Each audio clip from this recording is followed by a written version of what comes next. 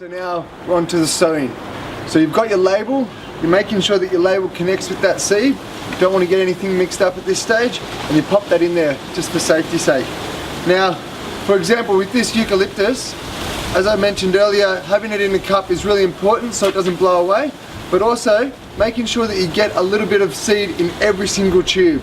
Now this has chaff and seed in it, so it's the little black bits that is actually the seed. So what you want to do is actually stir it up, because the black bits will settle to the bottom, so therefore it's all mixed up, and then making sure with every little one that you're putting it in the middle of the tube, and it gets a bit of seed in every single one, and use all of the contents that's inside your packet, every little bit inside one box.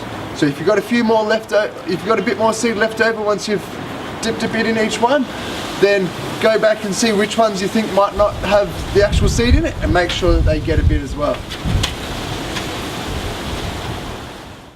It's time for the sand mulch. Now this is really great for keeping the moisture in the tubes, but also keeping the seeds settled all equally, okay? So we want to settle that all in, equally spread throughout the whole box.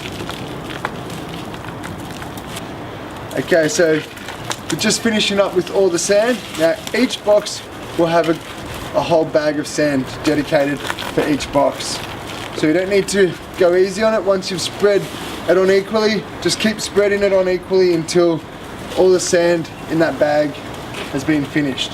Now at this stage you don't want to use a watering can, because that'll be too rough on the little seeds. So what you want to do is get a sprayer and make sure it's onto mist mode, and then just lightly mist in and moisten the top just so the sand can settle in.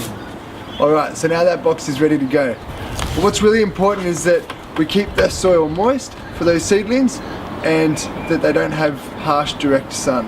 So you can either situate it in a place that has only morning sun, or have a shade cloth over it just to protect it. And you've got to water it twice a day with a light mist, just to keep that soil moist until they grow up to about 3 centimeters, and then they can start getting a bit more sun later on in their life.